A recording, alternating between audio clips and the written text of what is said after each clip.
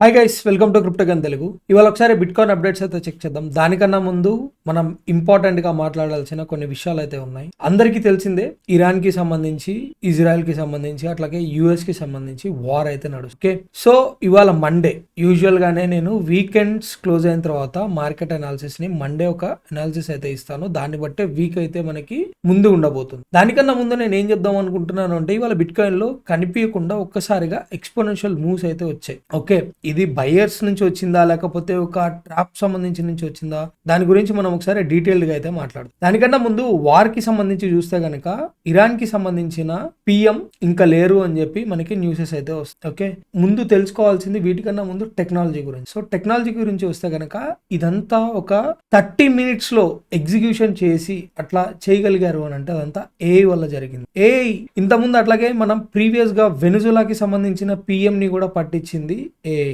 US military use చేస్తున్న AI వచ్చేసరికి అదే క్లౌడ్ ఏఐ. ఆల్రెడీ అందరూ వినే ఉంటారు చాలా మంది క్రిప్టోకి సంబంధించి, ఆంథ్రోపిక్ అని చెప్పి. He is the CEO of Claude AI. కానీ ట్విస్ట్ ఏంటంటే, యుఎస్ ఎప్పుడైతే క్లౌడ్ ఏఐని బ్యాన్ చేసిందో, యుఎస్ మిలిటరీకి సంబంధించి బిల్ ని $200 billion కాంట్రాక్ట్ ని క్యాన్సిల్ చేసి దాని తర్వాత మనకి ఈ ఎగ్జిక్యూషన్ అయితే ఇవ్వడం అయితే జరిగింది. ఎస్, కానీ ఈ ఆపరేషన్ కి సంబంధించి అయితే యూజ్ చేస్తారని అయితే ఉంది. కానీ ఒక్కసారి ఆలోచించండి, క్లౌడ్ ఏఐ $200 billion కాంట్రాక్ట్ ని ఎందుకు రిజెక్ట్ చేసింది అంటే, ట్రంప్ ఎందుకు రిజెక్ట్ చేశాడు అని అంటే, రీజన్ వచ్చేసరికి యుఎస్ గవర్నమెంట్ క్లౌడ్ ఐకి సంబంధించి మొత్తం ఫుల్ యాక్సెస్ అయితే అడగడం జరిగింది. అట్లాగే క్లౌడ్ ఐ కొన్ని కండిషన్స్ అయితే పెట్టింది దీంట్లో. అది యుఎస్ కి సంబంధించి మాస్ సర్వేలెన్స్ గురించి కానీ ఇంకా కొన్ని కండిషన్స్ అయితే ఉన్నాయి. సో వీటిని రిజెక్ట్ చేస్తూ ఇట్లాంటి కండిషన్స్ కు ఒప్పుకోనని చెప్పి యుఎస్ గవర్నమెంట్ కూడా చెప్తూ, అట్లాగే ఇట్లాంటివి చేస్తాను అని అంటే నేను ఫుల్ యాక్సెస్ ఇవ్వను అని చెప్తూ వీళ్ళ వల్ల కాంట్రాక్ట్ అయితే డిస్కంటిన్యూ అయితే అయింది. ఓకే, సో యూజువల్ గా దీంట్లో మనం తీసుకోవాల్సింది ఏంటి అని అంటే, ఏఐ ఎంత డేంజరస్ ఒక విషయం అయితే అర్థం చేసుకోండి. నాకు ఇవన్నీ చూస్తుంటే ఒక మాటే గుర్తొచ్చింది, ఎలాన్ మస్క్ చెప్పిన మాట. అదేంటి అని అంటే, AI is far more dangerous than nuke. ఒకసారి దాన్ని మీకు వినిపిస్తాను, చూడండి. Insane, and mark my words, AI is far more dangerous than nukes. Far. So why do we have no regulatory oversight? This is insane. అన్నట్లాగే మనం previous గా మాట్లాడిన US military used Anthropic AI model Claude in Venezuela raid report says. Okay, మనకి దాంట్లోనే జరిగింది. And అట్లాగే AI at war US strikes Iran with Anthropic's Claude hours after Trump ban చేసిన కొన్ని గంటల తర్వాత వీళ్ళు యూజ్ చేయడం అయితే జరిగింది. అలీ ఖమినేనికి సంబంధించిన అఫీషియల్స్ కానీ, యుఎస్ మిలిటరీ అఫీషియల్స్ కానీ, లేకపోతే జనరల్స్ కానీ, వీళ్ళందరూ ఎక్కడ వీళ్ళ మూవ్మెంట్ ఏంటి, అసలు వీళ్ళు ఎక్కడ యూజ్ చేస్తున్నారు, వీళ్ళు ఎక్కడ తిరుగుతున్నారు అని చెప్పి ఎప్పటి నుంచి వీటి డేటా అన్నిటినీ సేకరించి దాని తర్వాత చిన్నగా ఒక ½ an hour లోనే ఎగ్జిక్యూషన్ చేయడం అయితే జరిగింది. And it's successful. అండ్ ఇప్పటిదాకా నేను ఎక్కడ వాటి గురించి ఇది ఎస్ ఇది నో అని అయితే చెప్పలేదు. So I don't know, reports చెప్పడం ప్రకారంగా హీఈస్ నో మోర్ అని అయితే చెప్తున్నారు. బట్ క్లారిటీ ఏంటి అని చెప్పి నేను దాని గురించి అయితే మాట్లాడట్లేదు. ఇక్కడ మనకు కావాల్సింది ఏంటంటే మెయిన్ గా ఏఐ. ఓకే, ఒక్కసారి ఆలోచించండి, ఆర్టిఫిషియల్ ఇంటెలిజెన్స్ రోజు రోజుకి ఎంతలాగా అప్గ్రేడ్ అవుతుంది అని చెప్పి, అది ఎంత డేంజర్ గా మారుతుంది, ఇది మాత్రమే మనం తెలుసుకోవాల్సిందే. అట్లాగే మనం టెక్నాలజీలో ఎప్పుడు వెనకబడకూడదు. మనం కూడా ముందంజలోనే టెక్నాలజీని అడాప్ట్ చేసుకుంటూ ముందుకెళ్ళగలిగితేనే త్వరగా సర్వే అవ్వగలం. నెక్స్ట్ మనం let's dive into markets. So present మనం మార్కెట్స్ ని చూస్తే కనుక ఆల్ సీజన్ ఇండెక్స్ మనకి 43 లో అయితే కనిపిస్తుంది. ఓకే, ఇట్స్ గుడ్ సైన్ అని అయితే చెప్పొచ్చు. అండ్ మోర్ ఓవర్ మనం ఒకసారి లిక్విడేషన్ హీట్ మ్యాప్స్ ప్రకారంగా చూసుకుంటే కనుక, మనం ప్రీవియస్ గా మాట్లాడిన వీడియోలో ఏదైతే ఉందో, మనకి లిక్విడేషన్స్ టువార్డ్స్ 68, 69, 70 మధ్యలో కనిపిస్తున్నాయని చెప్పి, అండ్ ఇప్పుడు నాకు కనిపిస్తున్న హ్యూజ్ లిక్విడేషన్స్ మళ్ళీ 62 లో అయితే కనిపిస్తుంది. అంటే స్ట్రైట్ ఫార్వర్డ్ గా 62 కు మళ్ళీ వచ్చేస్తుందా అంటే ఎస్, అది మనం ఒకసారి డేటా అయితే అనాలిసిస్ అయితే చేద్దాం. సో ప్రెసెంట్ మనం బిట్కాయిన్ చూసుకుంటే కనుక $69,450 లో అయితే ట్రేడింగ్ అవుతుంది. ఓకే, ఇది ఒక గుడ్ సైన్ అంటే, ఒక్కసారిగా మార్కెట్ ఇంతలాగా ఎక్స్పోనెన్షియల్ మూవ్ తీసుకోవడం అయితే గుడ్ సైన్ అయితే కాదు. ఇక్కడ మనకి ఇండికేటర్ లో ఏ కలర్ కనిపిస్తుంది, పర్పుల్ అయితే కనిపిస్తుంది. ఇది ఒక ట్రాప్ క్యాండిల్ యాక్చువల్ గా.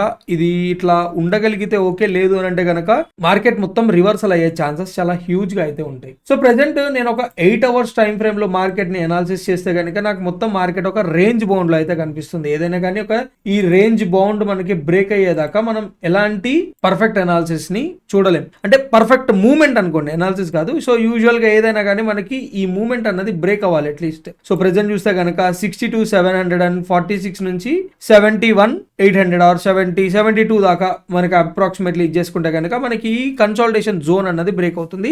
ఇది 8 అవర్స్ కి సంబంధించి. అండ్ అట్లాగే మనకు ఒకసారి 4 అవర్స్ టైం ఫ్రేమ్ ప్రకారంగా చూసుకున్నా కానీ ఇదే మనకి ఇంతకుముందు ప్రీవియస్ గా వచ్చిన రిజెక్షన్ జోన్. అంటే ఇక్కడ రెసిస్టెన్స్ అయితే హ్యూజ్ గా అయితే యాక్ట్ చేస్తుంది. ప్రెసెంట్ కూడా ఇక్కడికి వచ్చే రెసిస్టెన్స్ అయితే ఎదుర్కొంటుంది. ఇన్ కేస్ ఇక్కడ నుంచి మనం అప్ సైడ్ మూవ్మెంట్ చూడలేకపోయాము టువార్డ్స్ 70 కన్నా అబోవ్ క్యాండిల్ క్లోజింగ్ ఇచ్చి అట్లీస్ట్ 71 ఎక్స్పెక్ట్ చేయండి. ఎందుకంటే ఇక్కడ కూడా ఒక రెసిస్టెన్స్ ఏరియా అయితే ఉంది. ఇదంతా ఒక రెసిస్టెన్స్ జోన్. ఈ 71 పైన మనం క్యాండిల్ క్లోజ్ తీసుకోగలిగితే మాత్రమే మనం నెక్స్ట్ టువార్డ్స్ 78 ఆర్ లేకపోతే 75 దాకా అట్లీస్ట్ చూడడానికి అయితే అవకాశాలు అయితే ఉన్నాయి. సో దానికన్నా ముందు మన కొత్త ఇండికేటర్ ఏదైతే మనం ప్రీవియస్ గా బిల్డ్ చేసామని చెప్తున్నాను కదా, ఇంకా ఇది టెస్టింగ్ లో ఉంది. ఎంతమందో అడిగారు ఇప్పటికే, నేను ఇంకా ఎవరికి ఇవ్వలేదు. సో అది ఇవాళ ఎట్లా వర్క్ చేసింది అని ఇవాళ లాంగ్ లో అయితే చెక్ చేద్దాం. ఓకే, ప్రీవియస్ గా కూడా ఇక్కడ ఒక షార్ట్ కనిపిస్తుంది. మళ్ళీ దీన్ని దాచిపెట్టి మీకు ఎందుకు చూపించాలి? ఇక్కడ షార్ట్ చూపించింది, దాని తర్వాత టార్గెట్ 1 అయితే చూపించింది, అక్కడ నుంచి రివర్సల్ అయితే తీసుకుంది, టార్గెట్ 1 అయితే ఇచ్చింది. ఓకే, 100% టార్గెట్ 3 వస్తుందని అయితే లేదు. సో ఎక్కడైతే షార్ట్ ఇచ్చిందో అక్కడ నుంచి మార్కెట్ ఎలా వెళ్ళబోతుంది?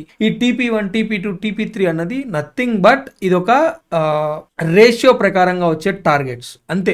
ఓకే, ఆ రేషియో మార్కెట్ ఇక్కడ నుంచి లాంగ్ చేయడం ఏదైతే ఉంటుందో ఇది వెరీ ఇంపార్టెంట్. ఇక్కడ నుంచి ఇదంతా ఒక రేషియో ప్రకారంగా వచ్చే టార్గెట్స్ మాత్రమే, ఇవేమి 100% కన్ఫర్మ్డ్ అయితే కాదు. సో ఇక్కడ మనకి ఎగ్జాక్ట్ గా ఎప్పుడైతే బయ్యర్స్ రావడం జరిగిందో, బయ్యర్స్ మనకి 15 మినిట్స్ లో చూపిస్తున్నాను నేను మీకు. ఓకే, గుర్తుంచుకోండి, 15 మినిట్స్ క్యాండిల్ కి సంబంధించి 65,574 నుంచి మనకి బయర్స్ రావడం అయితే జరిగింది.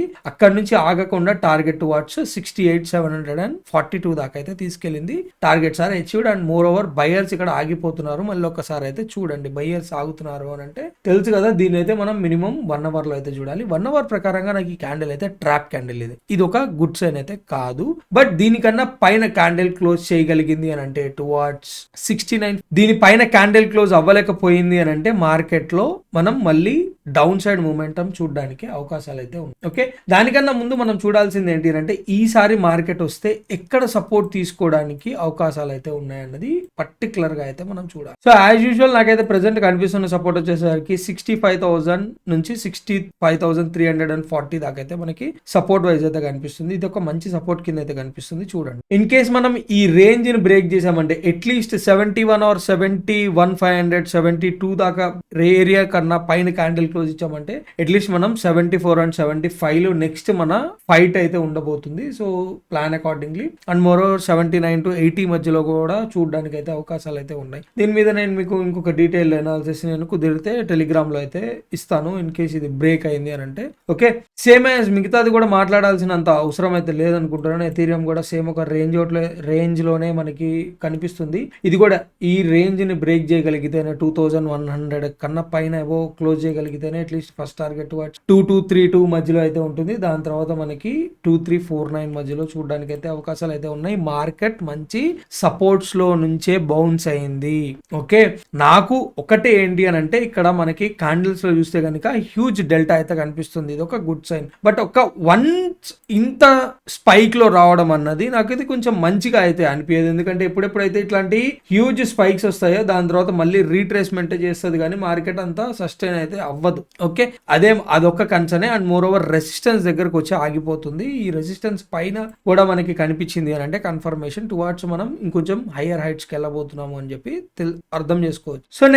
సో నెక్స్ట్ ఒకసారి ఆల్ట్స్ గురించి చూస్తే కనుక ఆల్ట్స్ కి నాట్ ఎ గుడ్ సైన్ అని అయితే చెప్పొచ్చు. రీజన్ వచ్చేసరికి డామినెన్స్ సపోర్ట్ లో అయితే కనిపిస్తుంది. డామినెన్స్ సపోర్ట్ లోంచే మళ్ళీ బౌన్స్ బ్యాక్ తీసుకుంటుంది.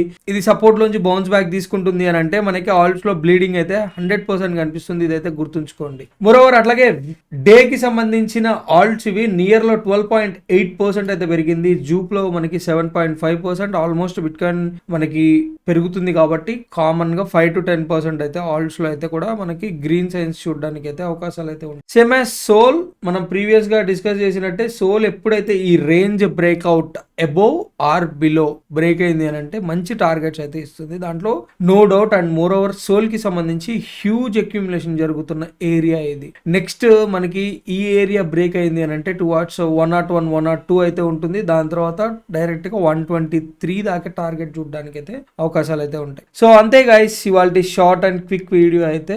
అండ్ మోరోవర్ మీరేమనుకుంటున్నారు, ఈ వార్ సిచ్యువేషన్ ఎప్పుడు కంట్రోల్ అయ్యి మార్కెట్స్ కొంచెం స్టేబుల్ అవుతాయి అనుకుంటున్నారు? ఈ వార్ సిచ్యువేషన్ లో మార్కెట్ ఇంతలాగా ఎక్స్పోనెన్షియల్ గా మూవ్ అవడమే నాకు కొంచెం ఫియర్ సిచ్యువేషన్ అయితే క్రియేట్ చేస్తుంది. ఇలాంటి టైంలో మార్కెట్ లోకి బయ్యర్స్ ని పుల్ చేసి దాని తర్వాత ఒక్కసారిగా మళ్ళీ బ్లీడింగ్ స్టార్ట్ చేస్తే గనక సో వాళ్ళు రెక్ట్ అయిపోతారు. ఇలాంటి ఛాన్సెస్ కూడా ఉంటాయి. బట్ మన బయ్యర్ డేటా అయితే క్లియర్ గా కనిపిస్తుంది. బట్ బయ్యర్స్ అయితే వస్తారు, బయ్యర్స్ అట్రాక్ట్ అవుతారు కాబట్టి కామన్ గా. మీరేమనుకుంటున్నారు, ఈ వార్ సిచ్యువేషన్ అంతా కంట్రోల్ అయ్యి ఎప్పుడు మొత్తం అన్ని నార్మల్ స్టేట్ లోకి వస్తాయి అని మీరేమనుకుంటున్నారు అనేది let me know in the comments. And అట్లాగే so that's all for today guys. Hope you guys like my video. Thank you. Signing of.